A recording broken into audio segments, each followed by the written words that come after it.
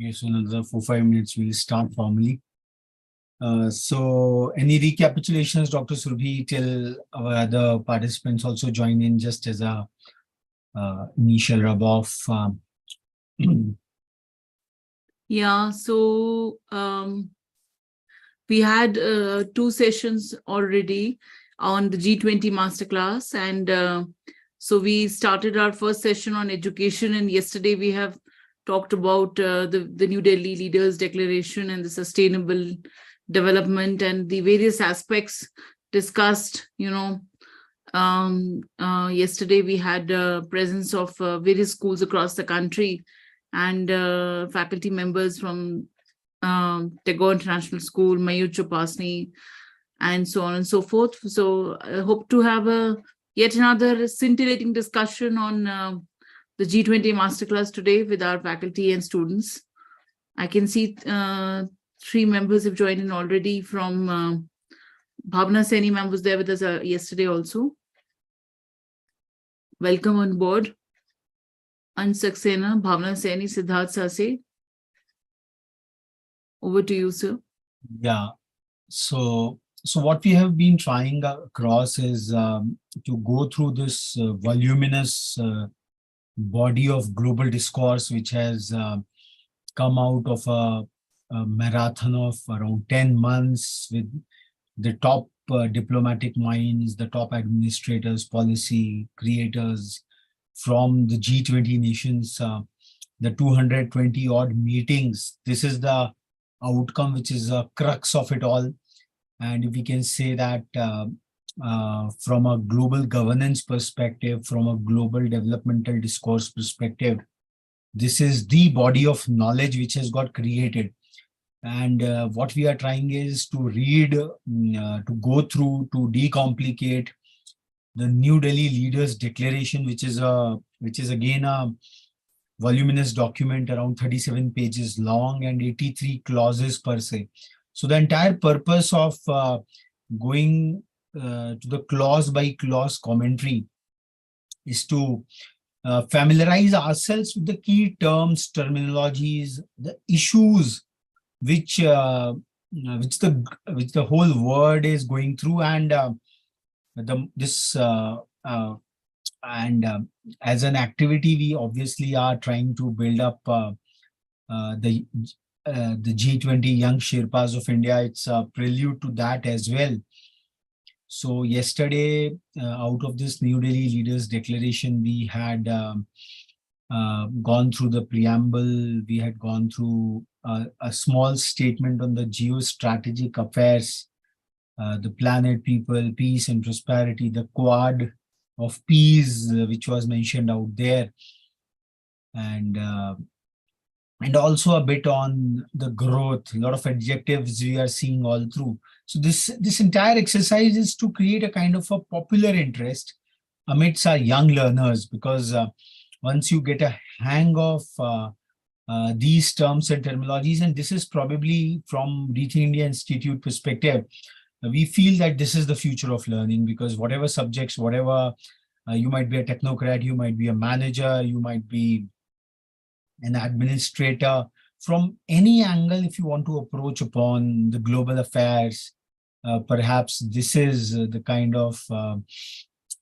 the content you will look through. This is the kind of a discourse you have to get engaged into. So this gives you, from multiple vantage points, this gives you a lot of talking points, it expands your understanding, and most importantly, it gives you a perspective as to what you are studying in your especially in your social sciences subjects. And as we have been talking again and again, that the way the world is moving towards the convergence of technologies, there is also a convergence of the humanities, the economics, the social. It shows, this entire discourse would show the convergence of all social sciences, humanities, or whatever we call it. So we'll take on in another 3 minutes. We'll start 7 p.m. sharp. The content over here. Yesterday, due to some goof up, we could not showcase these slides per se.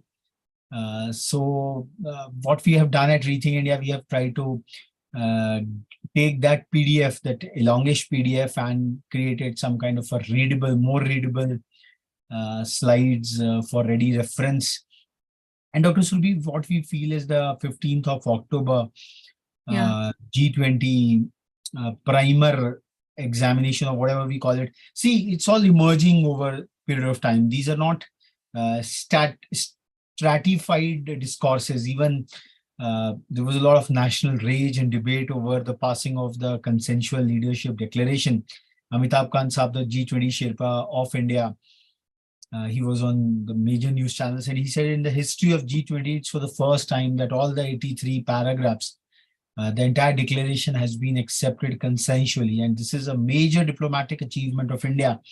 And this has really made India emerge as a I would say, as an inclusive kind of entity, because on the global table, we were knocking earlier to get an entry, but now we were presiding over that global table. And if you can see all the major countries, the European countries, they, they all collectively have a huge sway. Their arrogance is phenomenal. Their power is phenomenal. And in order to make your way through as a developing country, I think that is something. And what happens is, what we feel is, the taste of a pudding lies in eating. We can keep on talking and talking. G20 has given India this, but if we will delve deeper into each and every paragraph, as we have been doing it for quite a couple of days, and we will be continuing this marathon this entire week. So I think we have touched the 7 p.m. mark. So hello and welcome to the ReTHINK India G20 Masterclass on 12th of September. This is the third Masterclass. In the first Masterclass, we tried to give you the entire framework. We try to show you the whole discourse, the G20 official portal for 2023, how the various outcome documents, how the various tracks, as we all saw that there are G20 work streams divided into largely the 3 tracks: the Sherpa track, the engagement groups, the financial tracks. So we also showed that how after each track, the core document which emerged out of these tracks is the chairman's summary and an outcome document. And on top of these chairman's summary and outcome documents, eventually, there's a meta kind of a document which got released on the eve of 9/11, we can say, the New Delhi Leaders Declaration. So we are trying to get a complete sense of what transgressed in this India's presidency by going through this Leaders Declaration, primarily because this is an opening document.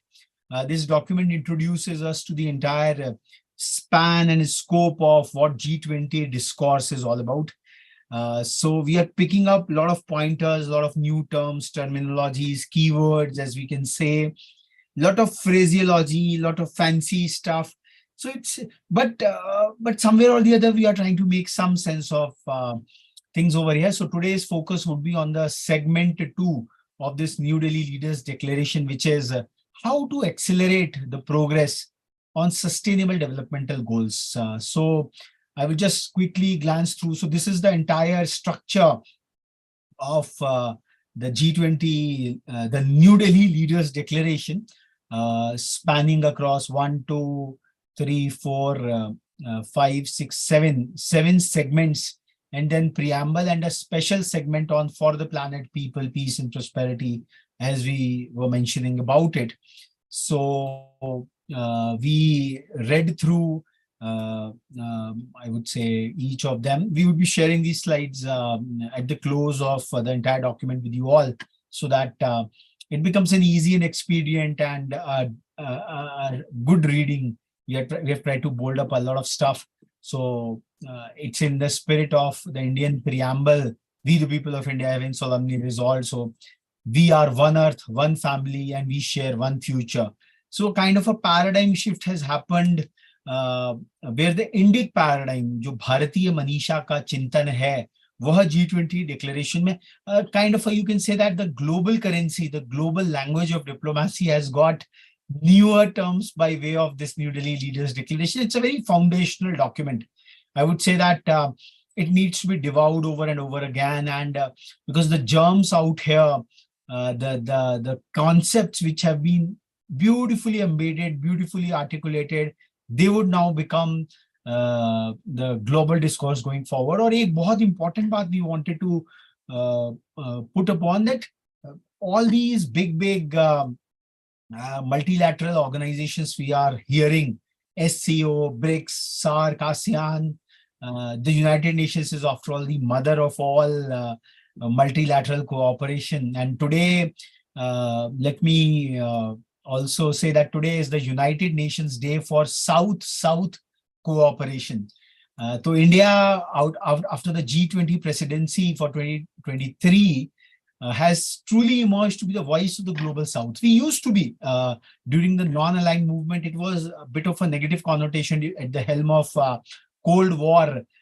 India led the non-aligned movement in a big way, where we were the voice of the developing countries. But now in this next phase of global diplomacy, global order, this is the new era where we have been successful in inviting, say, African Union, the billion people of Africa, to the G20 framework, to the elite club out here. So I think we discussed all this section quite elaborately.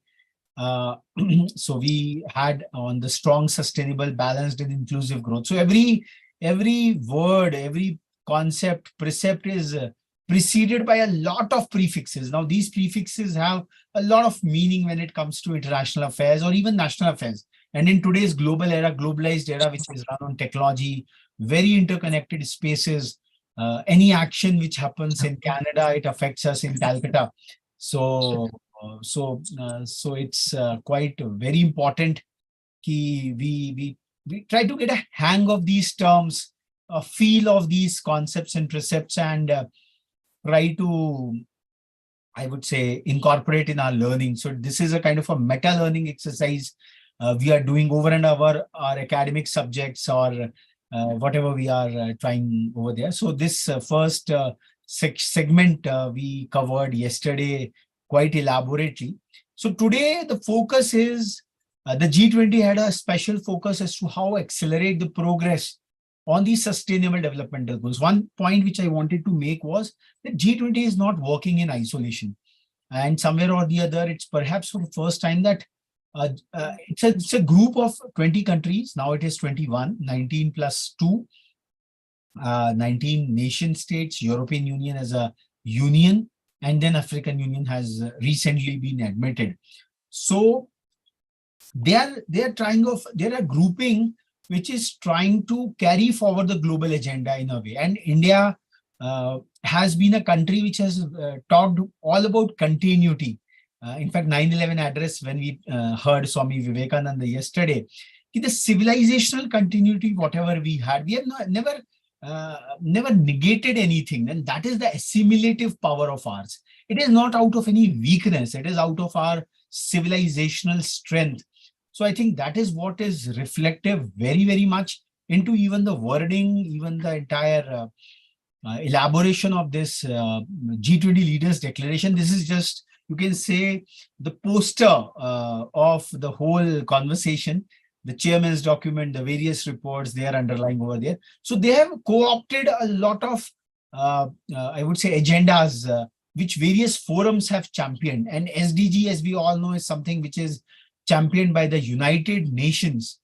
So, but one very stark factor which was released, that only 12% of the SDG, Sustainable Developmental Goals, targets are on track.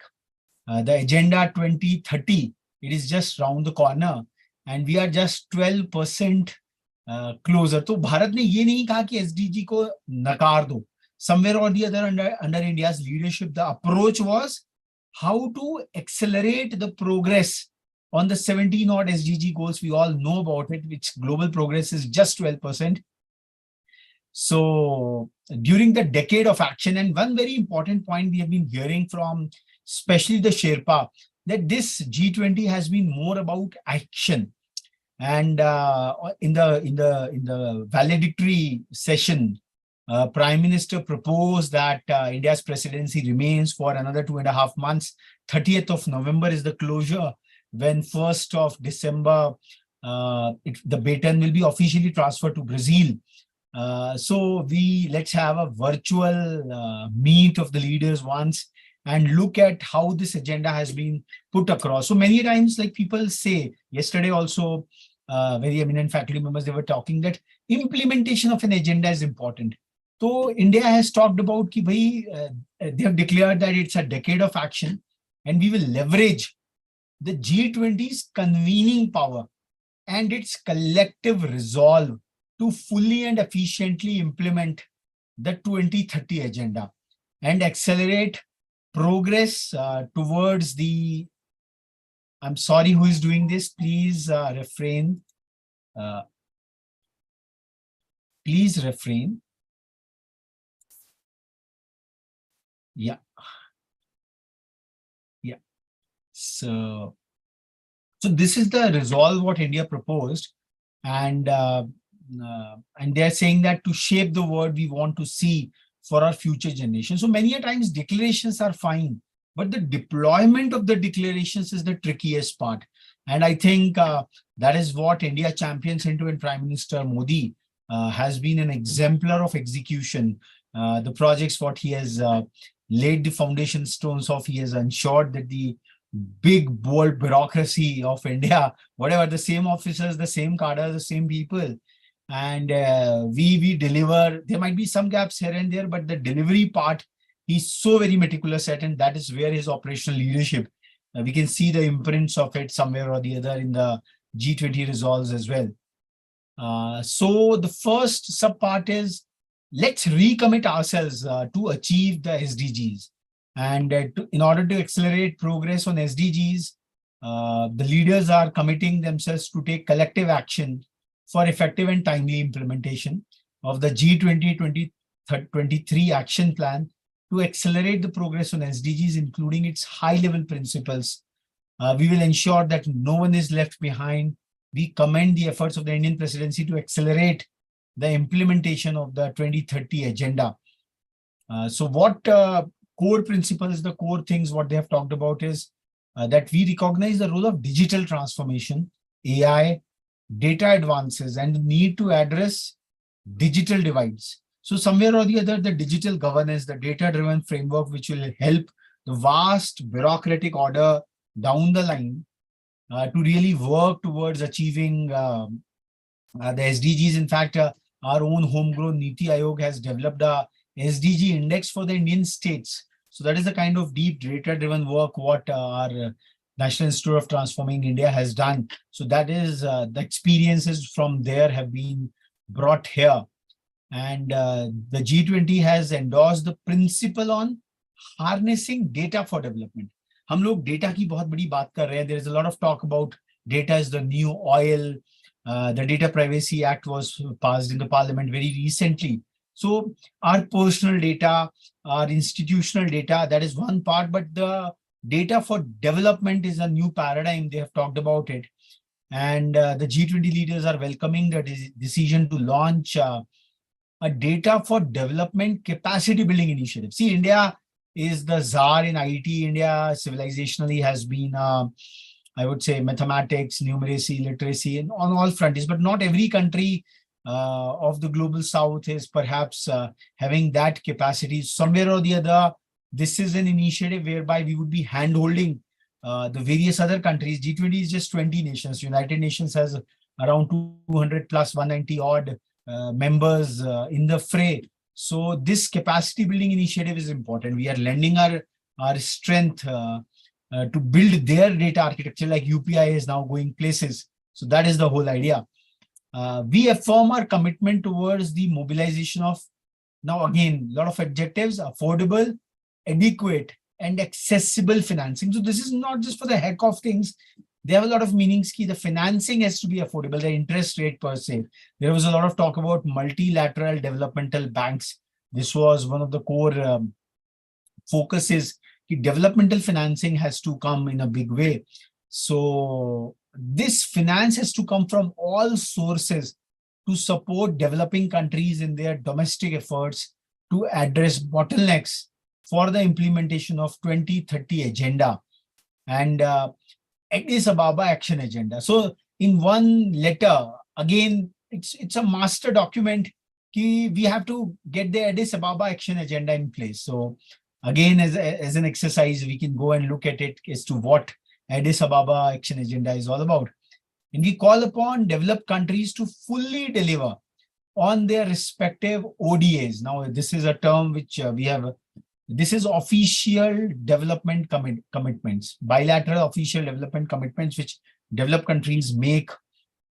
So this money, this developmental financing, this will ensure that the developing countries can move forward for the 2030 agenda, the SDG goals.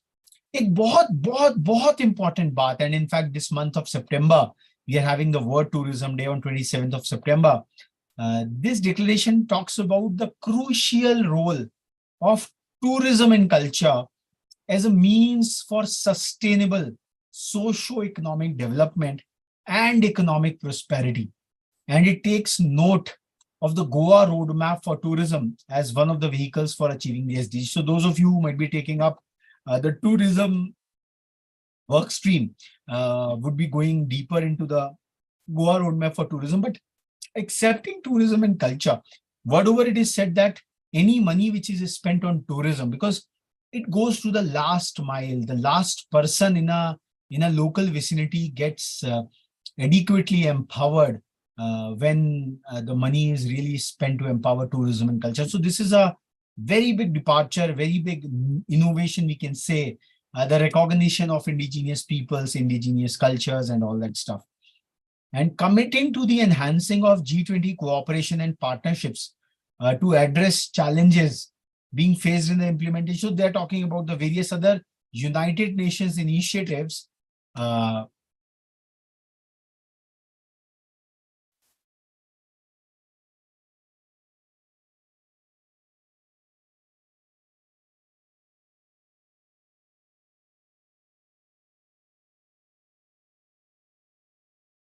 So United Nations is also, because 12% SDGs have been implemented, so they are trying in their own way how to bolster it. So G20 has given that fillip to them. And they have also talked about, we reiterate our commitment to take action to scale up sustainable finance in line with the G20 Sustainable Finance Roadmap. The finance track has worked on this very beautifully. And we welcome the analytical framework for SDG-aligned finance and voluntary recommendations for scaling up adoption of social impact investment. SDG is largely about social impact investment. We know about the 17 goals. They are the developmental goals. So the G20 leaders, the declaration is talking about, let's see how it unfolds, how it really goes forward. And they have also talked about a new term, nature-related data, because climate change has been a continuous theme, continuous object all through the G20 discourse. So if the nature-related data is collected, the polluting countries would really think, okay, we have to fulfill our ODAs, we have to reduce our emissions, we have to help the developing countries move forward. So because the data, nobody can hide behind it. So that is where India has really embedded a kind of कि भाग कर बचने का रास्ता नहीं दे रहे हैं. Somewhere or the other, if you get further into the geopolitical discourse, कि लोग बहुत प्यारी बातें तो ऊपर करते हैं, but at the end of the day, they don't want to fulfill their obligations or their promises or whatever you call it, assurances for that matter. तो पर अगर if data-driven architecture comes into place, they would not have escape road over there. So moving forward, the second focus is of the SDGs is eliminating hunger and malnutrition. They've not talked about all the 17, but taken the major clusters, the major themes, and interspersed into the leaders' declaration. So the clause 26 of the leaders' declaration, there are 83 clauses. We have come up to 26. So we commit to enhance global food security and nutrition for all, in line with the G20 Deccan high-level principles on food security and nutrition. So somewhere or the other, this is talking about the underlying work stream, the work group, the meeting which happened. So they have named it as the Deccan high-level principles on. So पूरा भारतवर्ष का अगर समग्र दर्शन अगर हमें करना है, तो ये जो 112 आउटकम डॉक्यूमेंट्स आए हैं इस G20 प्रेसिडेंसी में, एक आपने देखा कि गोवा का tourism road map, this is the Deccan high-level principles on food security and nutrition. So we encourage efforts to strengthen research cooperation. Now, on climate resilient and nutritious grains such as millets, quinoa, sorghum, and other traditional crops. This is the International Year of Millets, we all know. तो भारतवर्ष ने केवल wheat driven जो कहानी है, because wheat consumes lots and loads of water. And millets, they can happen at very natural rainfall, and they are much more nutritious. Their gluten index is quite less. So very beautifully, they have brought about this climate resilient and nutrition grains into the G20 discourse. And they have also talked about the G20 meeting of agricultural chief scientists. So a very positive discourse, like they are trying to bring to the fore the civilizational prowess of India, meeting with the modern, progressive, futuristic discourse. So this is what the beauty of this declaration is all about. The more we will appreciate it, the more we will get aware of it. We will have discussions inside the group members. We really encourage the students to really dive deep and bring those gems and jewels at the 19th November presentation, what we have slated for them.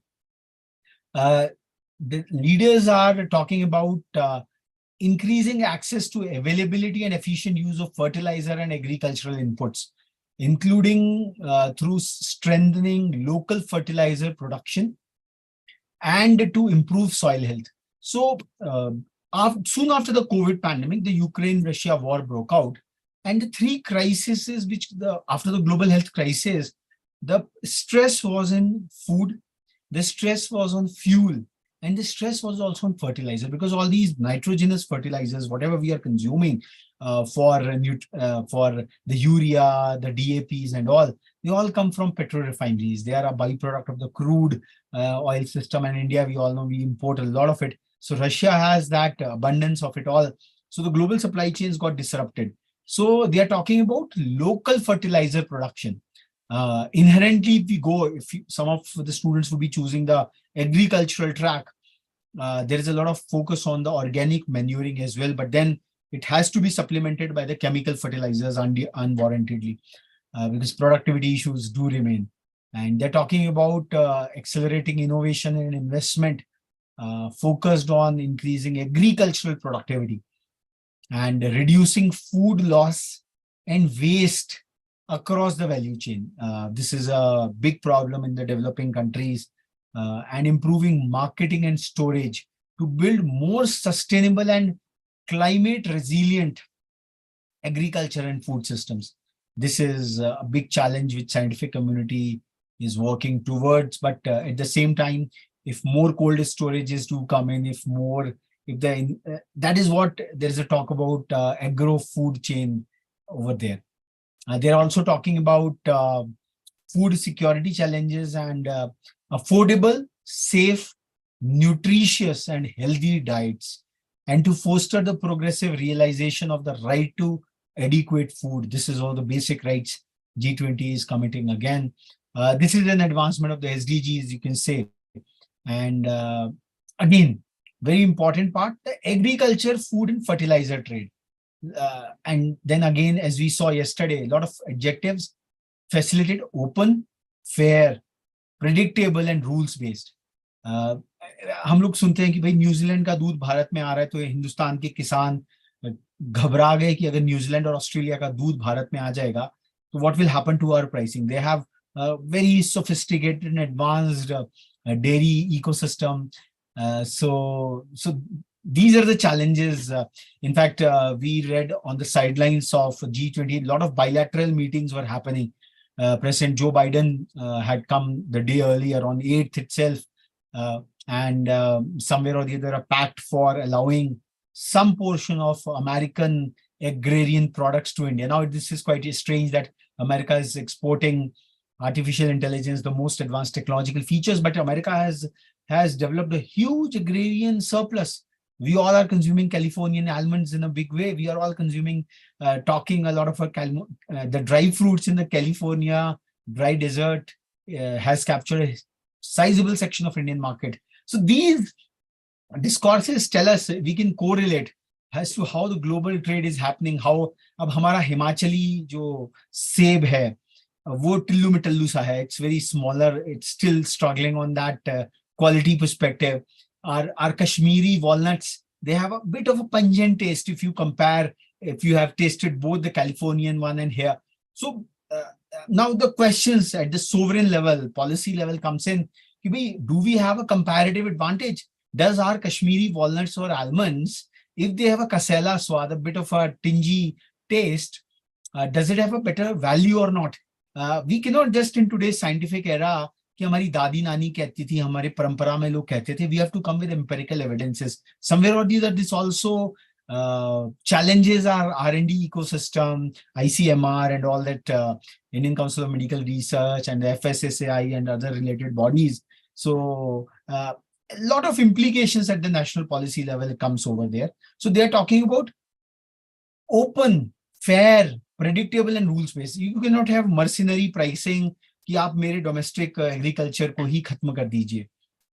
They are also then talking a lot about agricultural marketing information systems, like the government of India created an e-national agricultural market. Farmers, हम लोगों ने बहुत ही historic एक farmers का struggle देखा when 3 laws were passed, first as an ordinance and then they were converted into law. And for the first time, or perhaps very few occasions have happened when a law passed by the parliament, ratified by the president, president is a part of the parliament, has been taken back. The last it happened with the Rowlatt's Act. It was in the freedom struggle duration 1920. So, but this is the kind of a sensitivity of giving the right price to the farmers. Now, students who are taking up the agricultural track, they can take into consideration that for any nation state, for any ecosystem, bigger challenges are that there are 3 major vital challenges concerning an agriculture. One, you have to make agriculture remunerative for the farmers. 14 crore farmers are given the PM Samman Nidhi. So 500 rupees a month. Now we can understand what kind of a support is this, but still that's a kind of a relief. The amount of people who are still engaged on agriculture, I would say subsistence agriculture, at least they're surviving on top of it. And COVID was a vindication of it. If you have a small plot of land and if you are even producing a small chunk of food for yourself, at least you can survive and do some labor here and there to fulfill other needs. That's the state of our country. And 80 crore plus Indians are still getting the free rations from the government. That's the kind of economic state we are into. So one is making agriculture remunerative. Now, one approach is go the Western way, have extensive farming, big farms, big chunks. So that is not possible in India because of the socio-economic condition of our tapestry. The second is, okay, you can think about the farmers, but if the food prices go overboard, then the remaining 80 crores people, because 14 crore farming families, so into 4, we touch upon that. तो उनका क्या होगा? तो food pricing has to be below a particular level. So it's a tough balancing challenge. Economists from agroeconomists largely from various schools are struggling, have a tug of war. One school of thought says, oh, make agriculture cooperative, corporatized. The other says, make it cooperative. So still the jury is not out, especially in the Indian context. These kind of technological tools have a relevance, but at the end of the day, the structural problems have to be addressed. They have to be envisaged. in one way or the other. So that's so and so forth for eliminating hunger and malnutrition. So moving forward, the third is, this is a statement which I was talking about, that what is the macroeconomic impact of food and energy insecurity?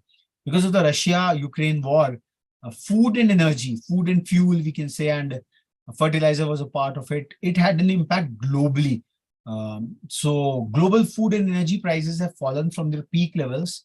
The potential for high levels of volatility in food and energy markets remains, given the uncertainties in the global economy. So you can watch very beautifully that in the global lingo, it is more than parliamentary language. Parliament में फिर भी तल्ख मिजाजी चलती है, व्यंग चलता है, कटाक्ष चलता है, you criticize in a very blatant manner.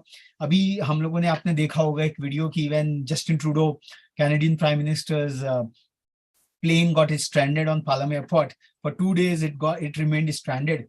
तो वहाँ के political opposition leader in a flight, he was mocking the reigning prime minister using that air hostess's phone. So this is what democracies are all about. But in the global context, when such high-level discussions, so that is the highness, we can say, your highness.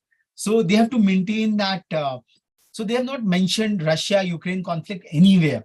But वो समझदार को इशारा ही काफी है. तो uncertainties in the global economy. So that is the theater of war, and everyone is so much concerned कि 1.5 साल हो गया, 1.5 years has passed, and if this is not reined in, because the two geopolitical blocks are becoming American bloc and the European powers, then the Russia and China, because China is emerging, and China is somewhere fueling this skirmish, being an invisible hand of the Ukraine-Russia theater. So, and that was very conspicuous when President Xi Jinping did not attend the summit, and President Vladimir Putin, two heads of the state. Spain had a different story. The president over there got COVID. So we can read between the lines as to what's happening and why it is happening. So the why is so very important. So they have talked about uncertainties in global economy. And they have now mentioned about something, a report called G20 report on macroeconomic impacts of food and energy security and their implications on global. This is a full report. If someone picks up the energy transitions track, you might like to go and read it, at least glance through it to have an idea. And they are talking about ambitious replenishment of the International Fund for Agricultural Development Resources at the end of the year, and support IFAD's fight against food insecurity, because this is the vital need, human need out here. Again, under the accelerating progress on sustainable development goals, the segment on global health and implementing one health approach. This is again a Indic paradigm ki health has to be taken in an integral fashion, both a systemic level and also universally. कि ये नहीं हो सकता कि भाई develop countries के लिए तो हेल्थ है, हम लोगों के लिए नहीं है. In India we are hearing a lot about the right to health, like we got a right to education around 2004-5. So a right to health has been passed as a right in the state of Rajasthan. So that is Ashok Gehlot's government who is facing the elections this year, later this year, November, December. So health ko kaise, and after the global pandemic crisis, health has really emerged as a very big focus area. And for all of you, all of the students per se, careers in healthcare, it's not just about becoming a doctor, a futuristic doctor. I think Dr. Surbi would be convening some sessions on what a future medico would be looking at, with loaded with technology, loading with diagnostics, loaded with diagnostics AI. But then how that AI would help the doctor to come at a quick and a very accurate diagnosis. So that is a different topic, but health is a big global focus, because the longevity of people and their prosperity, it very much depends. After food, it is the health part of it all. So they have said about strengthening the global health architecture with the World Health Organization. So nowhere G20 is demeaning or reducing the agency of the existing global organization. It's a kind of a reinforcement they are trying to make. Oh, we are the big boys club, but we are reposing our faith and trust in the existing global order. So let WHO get empowered further, and again, a lot of adjectives everywhere in the discourse. You will see resilient, equitable, sustainable, and inclusive health systems to achieve universal health coverage and implement One Health approach. Now, this is something for you to investigate as to what One Health. There are elaborate documents talking about the letter and spirit of it. Enhance pandemic preparedness. ये बहुत बड़ी बात है कि pandemic ने पूरी दुनिया को ग्राउंड कर दिया. So now the global world order is saying कि भाई pandemic preparedness. We have to prevent pandemics from creating havocs, because it was it wrecked the global economy in a phenomenal way, and strengthen existing infectious disease surveillance systems. So they have talked a lot of steps, 10 steps. We will strengthen primary healthcare and health workforce and improve essential health services and health systems to better than pre-pandemic levels within the next 2 to 3 years, as well as continue progress towards polio eradication and ending ongoing epidemics, including AIDS, tuberculosis, malaria, hepatitis, and waterborne and other communicable diseases, also recognizing the importance of research on long COVID. And they are promoting One Health-based approach driven by the quadripartite One Health joint plan. There is a quad which came up with the US, Japan, India, and Australia, another multilateral organization of 4 countries. So they declared a One Health. So India has brought everything together onto the G20 framework. Now, when the UN session would be there, so India would be taking the G20 declarations over there. So this is how the intertwined framework of global affairs work, and they affect all our lives in one way or the other. And they are saying enhancing the resilience of health systems and support development of climate resilient and low carbon health systems. This is very important, in collaboration with multilateral developmental banks, and support the work of WHO-led Alliance for Transformative Action on Climate and Health. A lot of health crisis is coming because of the climate change as well. So there's a WHO-led group called ATTACH for that matter. So climate change remains the ubiquitous concern all through. Implement and prioritize tackling antimicrobial resistance. Again, just say antibiotic resistance hai, so this is an antimicrobial resistance which is also developing in a big way, following the One Health approach through research development, infection prevention and control, as well as antimicrobial stewardship efforts within respective national plans. They're talking about, again, vaccines kaise ho? Safe, effective, quality assured, and affordable. India has played a big role in creating affordable vaccines, the Vaccine Maitri program, because the cost of production is not so very high. There's a lot of talk about the pharmaceutical pricing in the country. These are essential drugs. Now the big pharma comes up, no, we cannot. We have spent billions in our research. No documentation, nothing of that sort.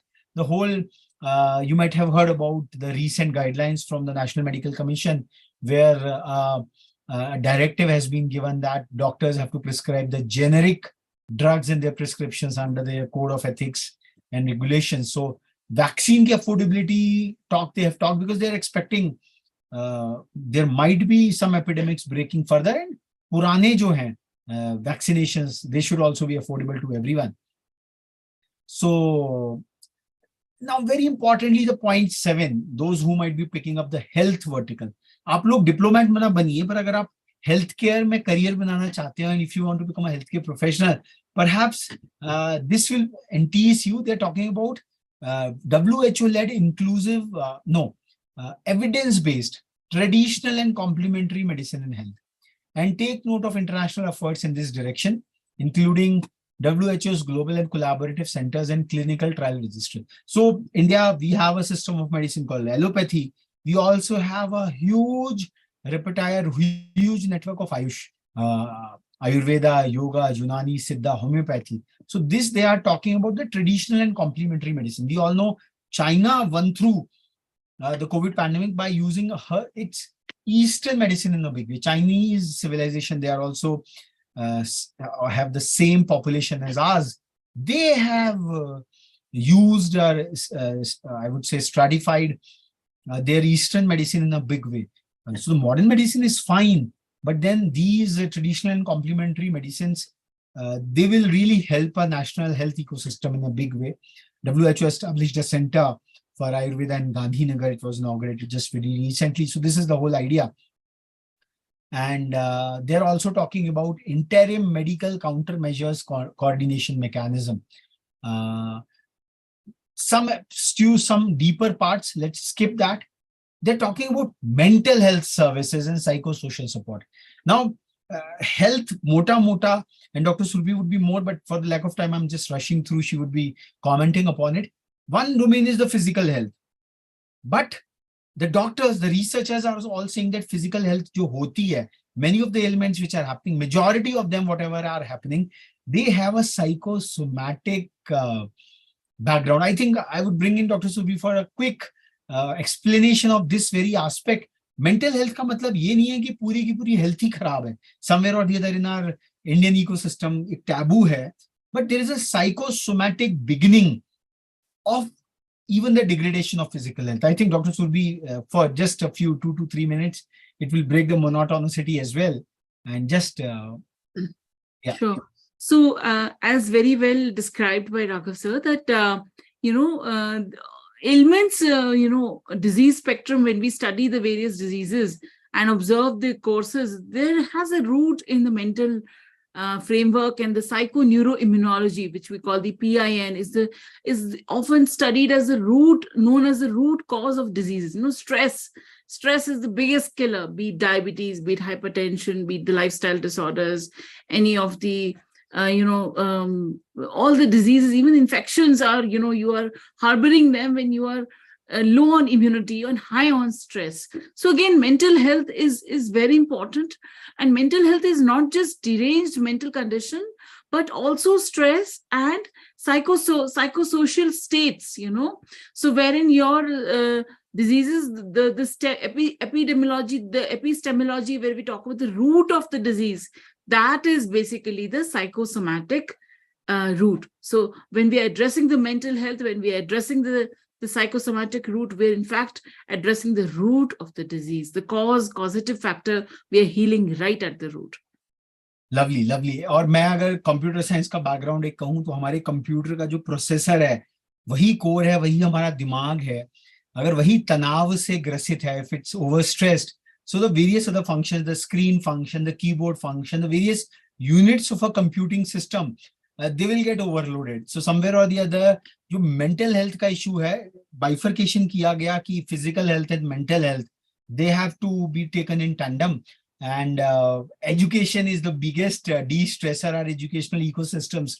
So not as a curative one, but as a preventive one. Counseling, therapeutic, understanding sports in a big way. So हम लोग जो एक और बात जो कह रहे हैं, this is okay, fine, we are discussing the leaders declaration, but in our parallel activities, whatever we are talking, we have a community of proactive principles which is coming forward, and we are challenging our honorable principles across कि भाई in order to deploy a declaration, it has to happen institutionalized, because the institution, एक school भी अपनी एक सरकार है, उसका भी अपना एक sovereign आधिपत्य है. They have their sovereign sway over their own community of 1,000, 2,000, 3,000 kids, and those much of families you reach out. So can we think of an institutional level deployment of it all? Like we have the national education policy at the national level, but then in order for a policy to succeed, that national education policy has to boil down to an institutional level practices and programs, because that is where, as we read a phrase called a decade of action. So that is the goal of, goal remains at Rethink India ki think globally, think at the highest level, fine, these are the macro issues, but then take those macros and try to interpret them in our own institutional spaces, our spheres of circles of influence, circles of control, and also at the individual level. So that is how the whole continuum would work. Otherwise, ये बहुत बड़ी success is G20 summit की it got deep into the public spaces. नहीं तो foreign affairs, international relations, global discourse ये बड़ा hi-fi माना जाता था. Oh, ये तो some wise man, they will be sitting and discussing and talking about it all. And it's for the first time. We are so very happy that our eminent faculty members are taking so much of pain at such a late hour. They are coming and participating so heartily. And the students are coming forward कि हमें न केवल इसके factual aspects पे, न केवल इसके cosmetic aspects पे कि 220 मीटिंग 60 शहरों में हुई, कितनी मीटिंग्स हुई, fine, that is the trivia part of it all, but what is the crux of it all, how it is affecting me. Because if a typical student of say class grade 6, 7th, 8th, if they can appreciate how the G20 discourse is affecting my life or how I am living in that realm, I think that is the success of any global enterprise. So ये पहली बार हुआ है कि democratize हुआ है. It has come to the जैसे हम सांस लेते हैं, तो how the global governance, ये दुनिया में जो बातें हो रही हैं, because पेट्रोल तो मुझे भी 100 रुपया का भरवाना पड़ता है, तो why it is that 95 rupees a liter, this remains our regular curiosity. Why the food inflation is so very high? तो ये सारे आंसर्स हमें इस एस्पेक्ट से आते हैं. तो मेंटल हेल्थ को जो हमने यहाँ कहा इंस्टीट्यूशनल लेवल पे, lot of things preventive level पे, and in a very celebratory manner. हमारे यहाँ डिस्कोर्सेज होते थे, स्पिरिचुअल डिस्कोर्सेज होते थे, which is to destress, family communions, friends. Isolation बहुत बड़ा रीजन है मेंटल हेल्थ के. There are some kids who remain isolated. अरे भाई थोड़ा टीजिंग सह लोगे तो you will become happy and hearty. So that is what it is all about. And they are also talking about the word drug problem, which is because अगर आप mental अवसाद से ग्रसित हैं, if you are depressed somewhere, if you are not getting away, और depress क्यों हो रहा है व्यक्ति, क्योंकि उसको भय लग रहा है, फियर लग रहा है. How will my career span out, मेरे अगर 10वीं में नंबर अगर कम आ गए या मेरे को सही साइड नहीं मिली तो क्या होगा. G20 कहीं ना कहीं कह रहा है कि it is going to be humanities in a big way. So it is all intertwined. So on the healthcare front, they are talking about word drug problem. We all heard about the news that a major stash was seized at the Mundra port by the Narcotics Control Bureau. तो India के ports में कैसे आ रही, and it's a global problem. Like corruption is a global problem. तो कैसे smuggling हो रही है, and a lot of I would say mafia-driven OTTs we are watching कि drug violence. There are some very bottom line concerns. तो उसको भी यहाँ पे health के साथ जोड़कर उठाया है. Quickly moving forward, एक बहुत important part what G20 declaration has created a kind of a correlation between finance and health. So क्योंकि global health architecture for pandemic prevention, health को अभी तक ये सोचा जाता था अच्छा ये तो एक अलग function है, but now economists are saying कि भाई अगर health को आप take care नहीं करोगे तो the entire economy will go down. It is all one earth, one family, Vasudhaiva Kutumbakam, and one future. So it's a all government approach. It's an integral approach what they are talking about. So they are working on global health architecture for pandemic prevention, preparedness, and response. They're also talking about regularly assessing the economic vulnerabilities कि अगर यहाँ pandemic हो जाता है तो what are the kind of, तो distributing it across a different kind of, they're also talking about the finance, health sector readiness.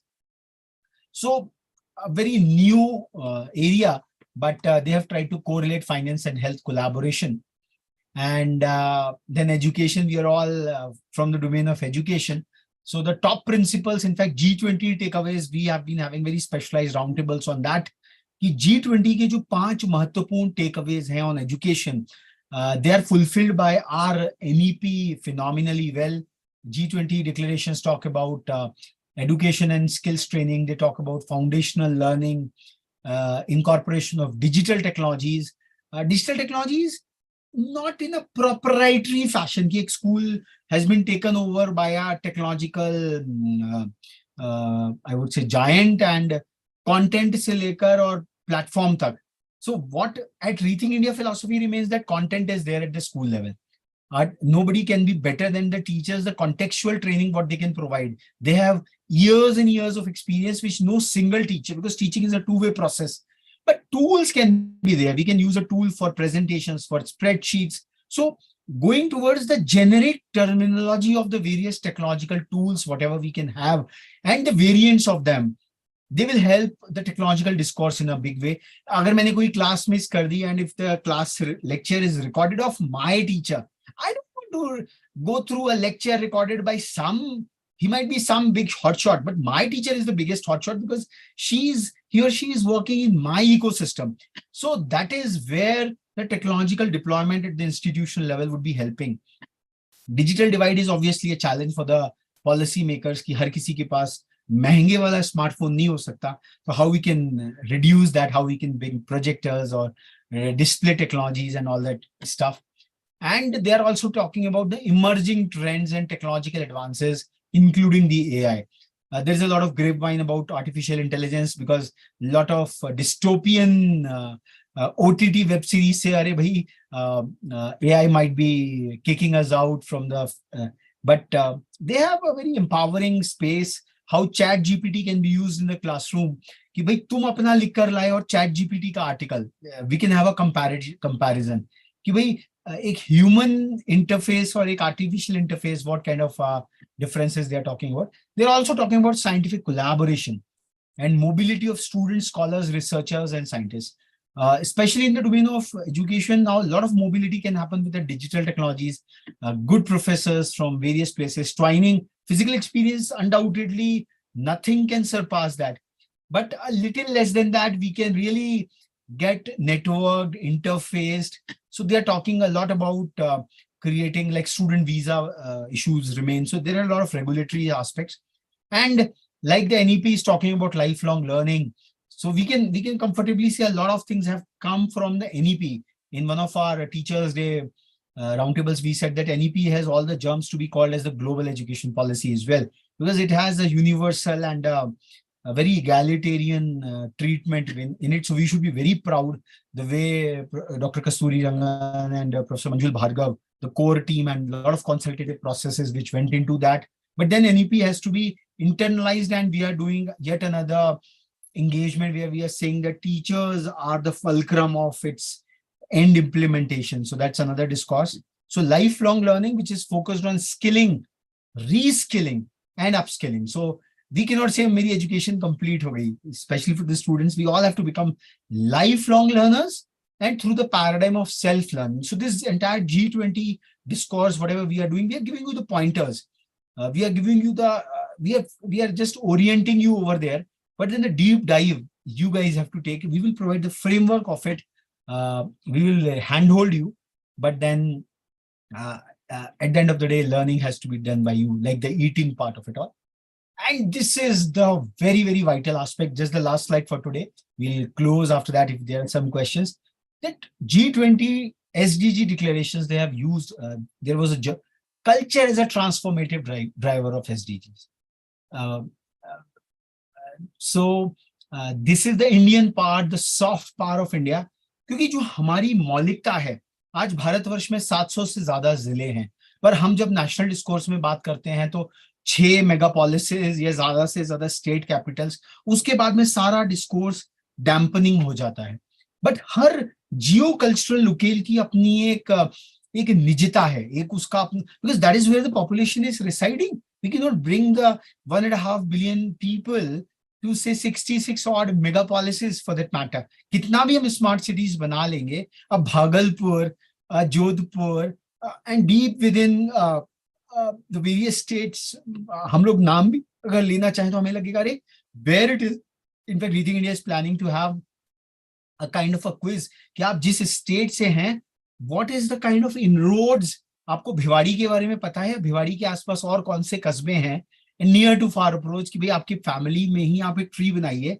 What is your geographical expanse of your experience. केवल दिल्ली, बंबई, कलकत्ता, बैंगलोर, पूना, ये जो 8-10 शहरों के नाम सुन के कि यही भारतवर्ष है, तो how it will function. So culture को इन्होंने बहुत इंपॉर्टेंट एस्पेक्ट से बात की. द जियो इंक्लूजन की बात सोशल स्ट्रेटा में तो होती है, सोशल स्ट्रेटा में होती है, इकोनॉमिक स्ट्रेटा में होती है. इकोनॉमिक के लिए EWS, we are all now experiencing, the reservation is there, a lot of stuff. But then there is a geo inclusion part of it all. Like in India, all the states have now got IITs, IIMs, all India institute of medical sciences की भाई premiere institutions Bharat के सभी राज्यों में होनी चाहिए, they should be equally spread out. अगर air force basis हैं तो वो कैसे हैं, ये तो स्ट्रैटेजिक एंगल से हो गया, बट स्ट्रैटेजी के साथ उन्होंने कल्चर को भी जोड़ दिया।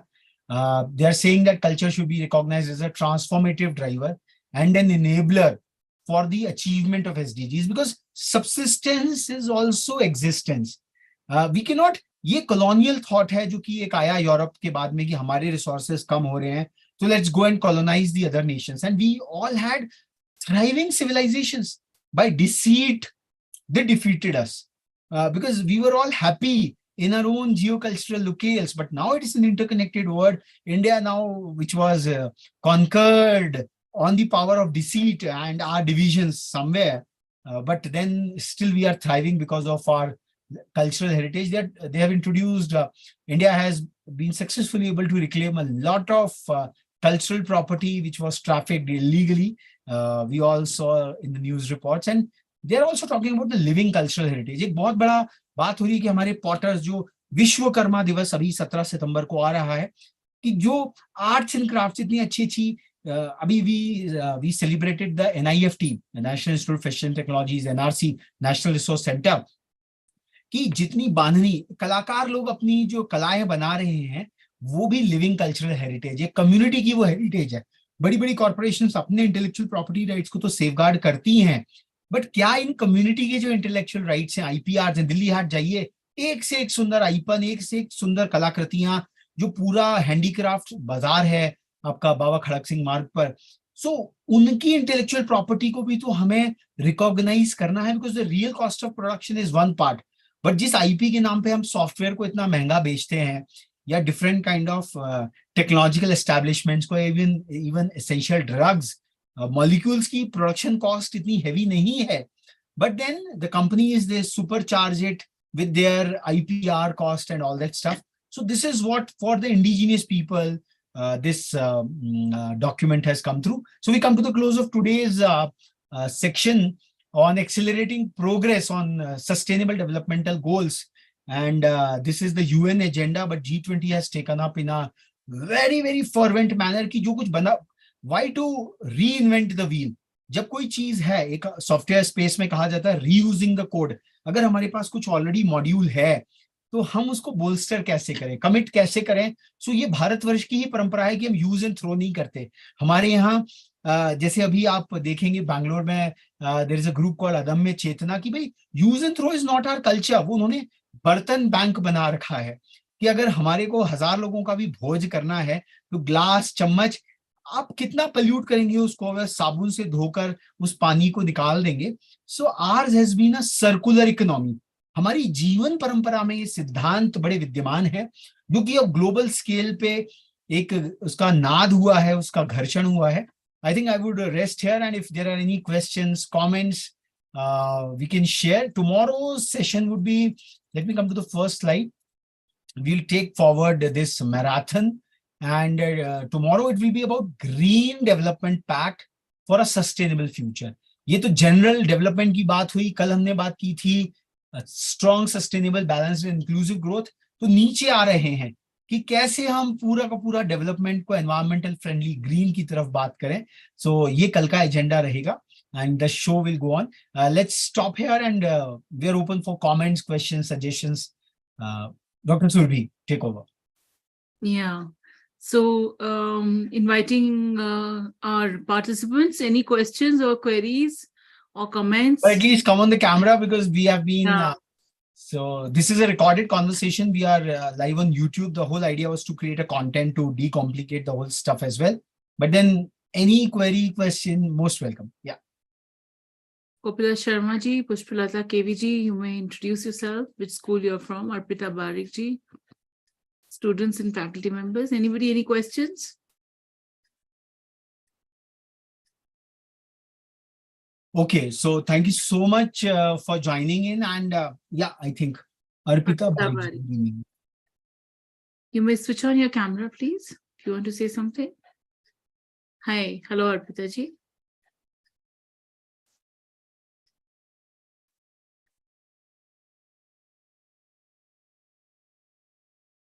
Okay. So I think, Dr. Surbi, this has been like, if we are going through this leaders declaration, is a very, very prominent document, as you can see. Okay, she's from Tagore International School. Okay, great, great. Okay, So welcome. any questions, Arpita, if you want to?